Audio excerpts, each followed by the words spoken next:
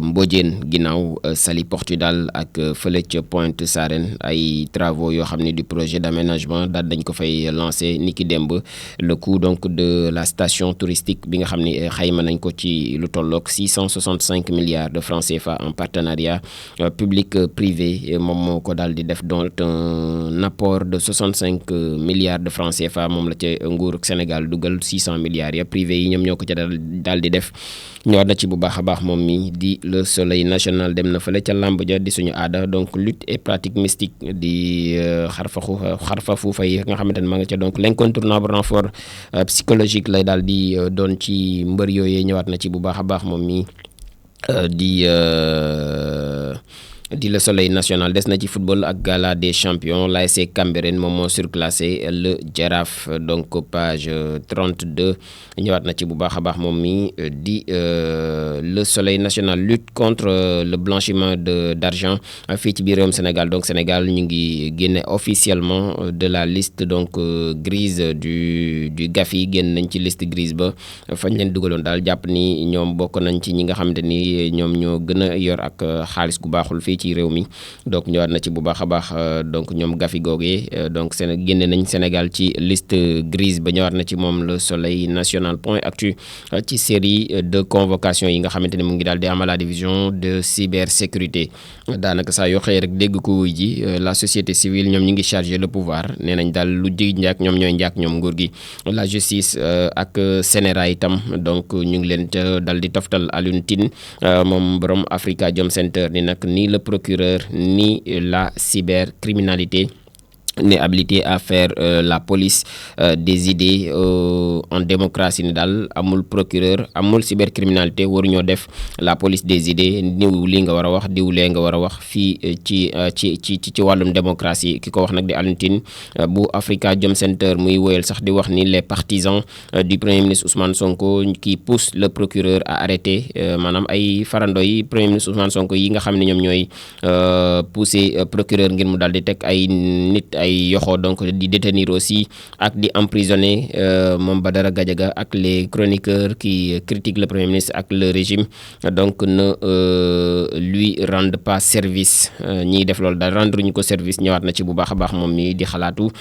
kii di Alioune Tine mu ngi ci xët bu njëkk bu point actu bu tey bi moom point actu desani na sax ci li nga xamante ni moom di violence ak diffamation ak sanction yi nga xamante ni moom moo di daal di nekk moom itam ci réew mi ce que cache l'affaire Ali Fari Ndiaye mi nga xamante ni moom moo nekkoon Aprosi donc ñëwaat na ci bu baax a baax moom itam di point actu Sud Quotidien la ñu dem moom it mu ñëw ci mise en demeure bu groupe Futur Média bi par le CNRA les boucliers se lèvent ñi nga xamante daal jàpp nañ ni dañoo war a sàmm ak ak yelleef fi média yi ñu ngi commencé jóg jamono ji waa CDEPS ñoom ñoo ci njëkk il est inconcevable la ñu daal di wax que le CNRA décide une nouvelle fois de condamner une partie au profit de l'autre maanaam daal mënee su ko nangu CNRA di défendre benn partie bàyyi beneen ba daa war a tëddee njaaxaanaay Brahim Seck bu Forum Civil di dénoncer aussi une dérive autoritaire contre l'expression citoyenne et le débat démocratique ne daal dérive la maanaam abusé ci sa pouvoir la di sàmm yenn di saytuwaat yenn ci li nga xamante moom la citoyen di wax te ci wàllum débat démocratique ku nekk da nga caa am daal di sa kaddu ngir daal di ko cay yëkkati donc loolee ay dérive autoritaire la ko daal di duppee moom mi di Ibrahima Seck bu Forum Civil 20e congrès de l'ARIC pensée ñëwaat na ci bu baax a baax moom mi di journal bi di Sud Quotidien mu nag l'interculturel bi nga xam ne moom moo nekk en acte quand la diversité devient levier de savoir et de coopération noonu la ko daal di titré moom journal bi ci xëtam bu njëkk bu tey bi la division de la cybercriminalité Madiambal sort libre ginnaaw bi ñu ko dégloo démb moom delluwaat na këram moom Madiambal Diagne de son audition Badara Gadiaga moom mooy dem tey à chacun son tour daal di wuy ji moom mi di chroniqueur bu jàkkaarloo bi ñëwaat na ci bu baax a baax moom Sud Quotidien Walf Quotidien itam ci journaliste chroniqueur opposant en prison pour délit d'opinion liberté en danger ñoom Walf Quotidien noonu lañ ko daal di titré ne daal liberté bi jamono ji mi ngi en danger fii ci biir réewum Sénégal ay journaliste ay chroniqueur ay opposant ñëpp ñu yóbbu leen ca prison ndax dañoo wax seen xalaat ci benn point bien défini. Le Forum Civil di wax ni c'est une volonté de musellement ñëwaat na ci bu baax a baax moom mii di Walf Quotidien waaye dem na fële ci Everton ak Idrissa Gana Gueye 1 an de plus bi nga xamante ni yokk na ko ci contrat am ak waa Everton. Je me sens prêt et plus motivé que jamais loolee di ay kàddu yi kii di Idrissa Gana Gueye ginnaaw bi mu renouveler son contrat ak clubam boobee di Everton. Audit de la dette cachée mi ngi ci xët bu njëkk bu journal bi di Walf Quotidien. Ce que cherche le gouvernement lii muy wër daal ci moom gouvernement bi ci wàllu woowee ndax bor bi ñu nëbbam det am na lañ cay daal di jeex ñëwaat na ci bu baax a baax moom mi di Walf Quotidien. Des na ci investissement étranger ak l'appel du pied bu France bile ci biir réewum Sénégal donc desandi na ci moom itam di Walf Quotidien. Le Quotidien itam ñëw na ci Madiambal Diagne bi nga xam ne demoon na wuy ji fële à la cybersécurité ni ki démb les suites d'un tweet maanaam li toftalu ci ab tweet bi nga xamante ni daal doon na ko daal di def moom mi di Madiambal Diagne. Madiambal ne nag moom je n'aurais pas dû être convoqué ne daal kenn waru ko woon convoqué ndax tweet boobule on m'a fait perdre du temps. waaw yàqal nañ ko daal temps moom Madiambal Diagne moom moo ko daal di xamle maître El Hadj Diouf maître El Hadj Amadou Sall ne nag client am victime la rek dans cette affaire si quelqu'un devait être convoqué ça devait être Amadou Ba. waaw ne daal bu amee ku ñu war a convoqué Amadou Ba la war a daal doon muy comprenez bien ni Amadou Ba bu Pastef lay wax. Brahim Seck aussi bu Forum Civil di ci àddu ni la le régime de Pastef a tort et continue de faire des erreurs ne régime bu Pastef bii moo tooñ te mi ngi wéy nag di def ay erreurs donc mu ngi ci page 4 à 5 bu journal bi di Le Quotidien bu tey jile. Tribune itam ñëw na ci le client la prostituée ak le juriste mu def 3 points de suspension une procédure ridicule ne daal procédure la boo xam ni ridicule la. Gadiaga convoqué Amadou Ba libre qui a interprété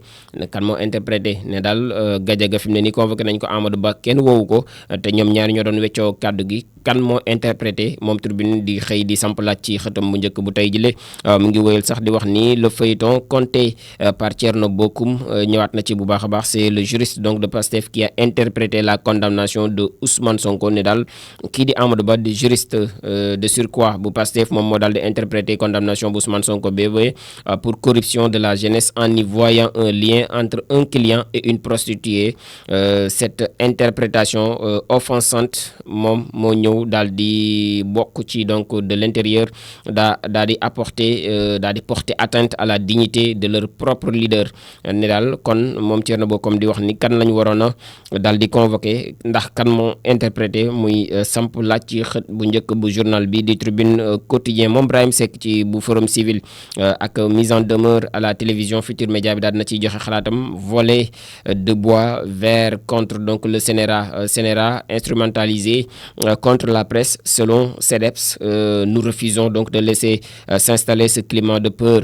kookee di ko wax di Brahim Seck muy avertir di artu. L'attitude aussi bu CNRA bi nga xamante ne ni neutre ni professionnelle elle est militante di cadre journaliste bi di Mamadou Diop. Mohamed Diop bu Sen TV ñëwaat na ci bu baax a baax moom mi di Tribune Quotidien. Les Échos yéenekaay ci tontine en ligne yi la daal di xëyee fële ci Yeumbeul Nord la fille d'une chanteuse encore convoquée et déférée ci tontine en ligne yi donc benn xale bu jigéen boo xam ne doom la ci benn waykat bu mag convoqué waat nañ ko jamono ji ba noppi déféré ko. Une dame établie donc à l'étranger lui réclame 5,5 millions de francs CFA. Des fortes tractations yoo xam ne am na pour l'extirper donc des griffes de Dame Justice loolu yëpp ñëwaat na ci. Convoqué aussi à la division de la cybercriminalité aujourd'hui à 15h moom Badara Gadiaga serein Saba donc sur Sonko et Pastef moom nee na il est serein ci ab vidéo boo xam ne posté na ko moom mii di Badara Gadiaga ginnaaw bi ñu ko convoqué tey ci 15h fële ca cybercriminalité. Je préfère aller en prison pendant 100 ans que vivre une minute sans dignité ne daal def ci prison bi téeméeri at ko gënal dundu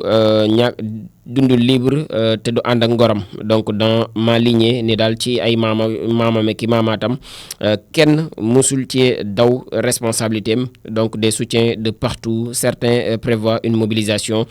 entre autres points yoo xamante ni xaatim na ko moom ci xatam bu njëkk moom mi di les échos yéen kay enquête quotidien itam ci démocratie la xëy liberté publique politisation bu administration bi l'éternel recommencement noonu la ko daal di duppe ne daal dañoo tàmbaliwaat rek la fe newoon des promesses de rupture aux pratiques d'hier ne daal ay digoon nañu dagg ak li nga xamante ni moom moo fi daal di nekkoon dogoo ak li nga xam ne moom moo fi nekkoon waaye nag ba léegi pratique yooyu moom moo fi nekk chronique d'un désenchantement pourquoi chaque donc régime finit par reproduire les mêmes travers muy ab laaj boo xamante ni Yoro Dia mi ngi ci daal di ñëwaat donc moom mi ngi mettre à nu les limites de la démocratie sénégalaise donc le Sénégal di ab livre boo xam ne bind na ko mu intitulé ko le Sénégal une démocratie de Sisyphe moom mi di Yoro Dia ñëwaat na ci bu baax a baax ci li nga xamante ni moom moo di lu nu mel moom mi di enquête quotidien moom enquête des na sax ci mise en demeure bu TFM boobee ak CDEPS bi nga xam dénoncé nañ une instrumentalisation du CNRA Madiambal libre Badara Gadiaga convoqué ñëwaat na ci bu baax a baax moom mi di enquête quotidien Libération ci recherché après une plainte collective pour viol, pédophilie, acte contre nature, détournement de mineurs Serigne Issa Touré moom ngi nekk en eau trouble moom itam M.A. Gueye moom moo nekk dans la plainte ginnaaw bi mu daal di neenal ginnaaw bi mu ko daal di summee da ko daal di expliquer que da ko war a daal moom daal ma ngi ca Libération. Allahu akbar ma ngi ca Libération. L'info yéenekaay itam des na ci répression des voix dissonantes DIC SR ak DC 3 alternances une même arme répressive mu nekk ñetti kuréel yoo xamante ni benn arme répressive la ñu daal di am 3 époques 3 sigles une constante la répression des voix discordantes noonu la ko daal di titré moom l'info yéenekaay ci xëtam mu njëkk la police ak la ca daal di aju ma ngi ca biir xët bu njëkk bu journal bi léegi ñu ngi ko yaatal bu baax a baax ci page 5 moom article boobule moom l'info yéenekaay ñëwaat na ci bu baax a baax. L'observateur la ñu daal di jàll moom mu ñëw ci arnaque au marché militaire le SEMGA donc victime d'un imposteur dangereux moom SEMGA bi daal victime la ci imposteur boo xamante ne bu dangereux la comment le nom du général Mbaye Cissé a été utilisé pour daal di piéger la société turque Radarsan bi nga xamante ni moom spécialisé la dans la fabrication de matériel militaire de pointe l'escroc mooy l'agent liaison installé donc à Dubaï et les deux aller-retour à Istanbul tous frais payés arrêté par la section de recherche donc ba noppi ñu defeere ko ci parquet bi l'imposteur daal nañ ko identifier sous le nom de Yaya Kane moom daal il aurait également perçu d'importantes sommes d'argent en échange d'une prétendue violation de marché juteux mu nekk ab escroquerie boo xamante ni aussi jublu na ci armée google donc ñëwaat na ci bu baax a baax moom mii di l'observateur moom l'observateur sax des na ci coopération di joxalante Diomaye Trump entre attente et ligne rouge ñu ngi am na lu ñu ciy xaarandi waaye am na foo xam ne daal kenn waru koo franchir Babacar Diagne ancien ambassadeur du Sénégal fële ci États-Unis ak l'économiste Mohamed Madana Kane ñoom ñu ngi décrypter donc les forts enjeux d'une rencontre Samba Sy coordonnateur bu FDR ci xët bu njëkk bu journal bi c'est une grosse illusion que de vouloir créer une dictature fii ci biir réewum Sénégal donc des ressorts essentiels de notre nation sont attaqués di kaddu yi Samba Sy ci xët bu njëkk bu journal ginnaaw bi ñu ko convoqué moom itam Madiambal Diagne ci xët bu njëkk bu l'Observateur à la cybersécurité libéré nañ ko après son audition Madiambal Diagne donc refuse l'intimidation ne daal kenn mënu ko xupp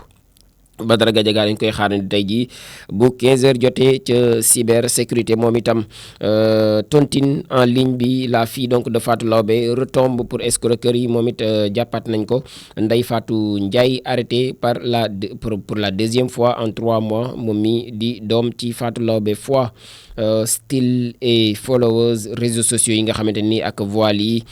une identité à double tranchant la daal di doon pour les influenceuses Faynara ma muuru woon muuree ko waat na te nag nee na ngeen comprendre choix am ñëwaat na ci bu baax a baax moom mi di l'observateur. Mediatour descendi na ci Mediatour international JOJ 2026 ak la course contre la montre pour allumer les flammes du succès. waaye ci wàllum làmb ci biir l'observateur bi ba itam donc lutte avec frappe, la fin de saison explose en chaos. fait de saison bi daal fi mu ne nii bëri na coow lool ci ñu ngi romandaat ndax combat Siteu beeg Balla Gaye de dina amam déet ndax suspension bu Siteu boobee pour dopage présumé. donc Vox Populi itam daal dinay des ci convocation à la division spéciale de cybersécurité DSC. Badara Gadiaga entre en scène moom ginnaaw émission bu jàkkaarloo bi ñu weesu ci àjjuma ji jamono ji nag daa war a wuy ji tey jii bu 15h jotee fële ca cybersécurité moom Badara Gadiaga convoqué le chroniqueur droit dans ses bottes. moom ginnaaw bi mu jotee convocation am def na live am wax la nga xamante ni moo waral ñu convoqué ko ba ne nag dina wuy ji du làq benn yoon moom mi di Badara Gadiaga ñëwaat na ci bu baax a baax mu ngi ci xët bu njëkk bu Vox Populi. waaye Madiambal Diagne ca beneen wàllu wa niki démb ginnaaw bi ñu ko dégloo ba noppi dañ ko bàyyi mu ñibbi këram mais en rogne contre le pouvoir noonee la ko titré moom journal bi Ibrahim Seck coordonnateur bu Forum Civil ni nag nous n'accepterons jamais que la liberté d'expression soit pour certains et non pas d'autres. ne daal du nangu liberté d'expression ñoom Forum Civil. liberté d'expression ñu nangul ko ñenn ñi bañal ko ñi ci des soit dañ koy nangulandoo ñëpp wala ñu bañalandoo ko ñëpp. mu ngi ci xët bu njëkk bu Vox Populi. Direct News itam des na ci ginnaaw la mise en demeure bu TFM bi la donc tir groupé bi nga xam ne am na contre le CNRA ñi ci àndul ñëpp yéey nañ ci yàbbi ak donc ndigalu CNRA boobee ñëwaat na ci bu baax a baax moom mi di Direct News. des na ginnaaw ci attaques yi nga xamante ne am na contre Ousmane Sonko. attaqué Ousmane Sonko contre les magistrats pour ne pas dire la magistrature ak les cadres de Gëm sa bopp yi nga xam ne ñoom it étalé nañ leur colère génn nañ def conférence de presse wax ci si li nga xamante moom lañ ca daal di xalaat ñoom ñi nga xam ni ay cadre lañ ci mouvement bu Bougane Gueye Dany boobee di Gëm sa bopp. L'As quotidien ci Tabaski Ngom la xëyee moom saisir na Ousmane Diagne moom mi di la dame Tabaski Ngom donc ñëwaat na ci bu baax a baax moom L'As quotidien ci coow loolu lée waaye des na ci Ibrahim Seck ak audition de tous azimuts et donc yoo xamante ni mu ngi ci judiciarisation donc de la politique entre autres. Ibrahim Seck tape du poing sur la table ñëwaat na ci bu baax a baax moom mi di L'As quotidien. Source a itam convoqué à la DC moom mi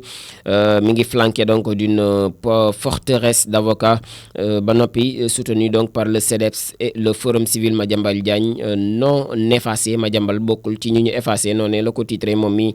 di Source A ci xëtam bu njëkk bu tey jëlee. L'évidence itam des ci vers une souveraineté pharmaceutique fii ci biiram Sénégal bu ñu gën a renforcer le Sénégal donc et l'Égypte consolide leur coopération ci wàllu woowee joxalante ga ci diggante Sénégal ak Égypte gën nañ ko daal di doole dette, inflation, crise du BTP, tension avec la justice. Gëm sa bopp exige la démission du premier ministre Ousmane Sonko. ñoom foofee la ñu taxawee ñoom waa Gëm sa bopp na Ousmane Sonko démissionné ci poste premier ministre am. yor bi itam ñëw na ci attaque malveillante contre les institutions normes de la République bafouées. pourquoi il faut restaurer l'autorité de l'État. lu waral daal ñu gën a delloo cër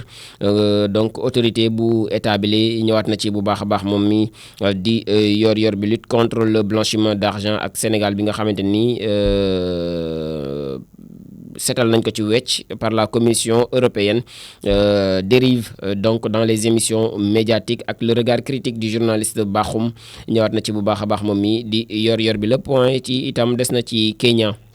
moom Macky Sall aux côtés donc de Ruto pour le lancement donc du centre mondial de l'adaptation ma nga woon ca côté Ruto ngir amal lancement bu centre mondial bu adaptation bi les baccalauréat bu atum 2025 kii di Abdoulaye Kébé élève du Prytanée militaire doublement récompensé moom Abdoulaye Kébé. Abbas Fall mu ngi ci xët bu njëkk bu Le Point bi itam mu ni nag 9,75% des accidents du travail au Sénégal mi ngi concerner le secteur de la construction maanaam moom ci wàllum liggéey bâtiment gi fa la gën a daal di bare ñëwaat na ci bu baax a baax moom mi di Abass Fall jëwriñ ji ñu dénk wàllum liggéey fii ci biir réew mi coupe du monde des clubs ak Chelsea dominé na Fluminense et daal di accédé nag ci final bu édition bu ren bi bu coupe du monde donc des clubs réew mi quotidien ci mise en demeure contre la TFM la daal di xëy ñoom CDEPS dénoncé nañ une instrumentalisation du CNRA jàpp nañu daal CNRA tëddeetul njaaxaanaay ñoom kuréel googee di CDEPS le forum civil aussi di déplorer une judiciarisation du débat démocratique division spéciale de la cybersécurité Badara Gadiaga convoqué ce mercredi Madiambal Diagne libéré après son audition titre Rewmi quotidien sport plus pour dugg ci tàggat yaram jeexale fa la ñu daal di door ak décès bu Diogo Jota ak son frère André ci semaine ba la ñu génn ci ab l'accident bu ñu amee fële ca Espagne l'enquête lu mu daal di wane daal moom mooy excès de vitesse bu ñu doon daw donc ñëwaat na ci bu baax a baax moom mi di Rewmi quotidien sport plus transfert bu El Hadj Malick Diouf fële ca West Ham ak le président bu Slavia Prague bi moom daal nee na benn accord amagul entre West Ham ak Slavia ñëwaat na ci bu baax a baax moom Rewmi quotidien sport plus point actu sport itam des ci coupe du monde des clubs Chelsea brise le rêve de Fluminense se hisse en finale ginnaaw bu mu ko daanee 2-0 moom Chelsea dem na ci finalu coupe du monde des clubs boobu les compétitions africaines ak la CAF bi nga xam ne doublé na la mise ci le Jaraaf bi nga xam ne aussi mi ngi ciy profité bu baax a baax donc ñëwaat na ci bu baax a baax moom mi di point actu sport record ci choc GF Walidane ak Sonacos AS Pikine bi la daal di xëyee donc ligue sénégalaise de football professionnel bi ak l'ASC Cambérène bi nga xam ne domte na le Jaraaf ñëwaat na ci bu baax a baax moom itam di record yéen kaay CAN féminine Maroc 2025 deuxième journée gaynde yu jigéen ñi ñu ngi war a défier nag la redoutable Zambie di équipe bu mag équipe zambienne boobee donc moom la Sénégal war a daal di dajeel moom record ñëwaat na ci tribune sport itam des ci gala des champions ak le Jaraaf bi nga xam ne bouclé na par une défaite daal di mujjee tëjee saison moom Jaraaf Jeux olympiques de la jeunesse de Dakar 2026 di joué ji ak le comité boobee nga xam moom moo koy comité d'organisation bi nga xam moom moo koy daal di doxal mi ngi fait le point def na le point daal ci tolluwaayu liggéey ga par un média tour bi nga xamante ni ñu ngi koy def jamono ji foofee la ñuy daal di boucler jaajëfalaat bu baax a baax auditeurs yi nga xam ni ñu ngi doon teewlu foofee la ñu nar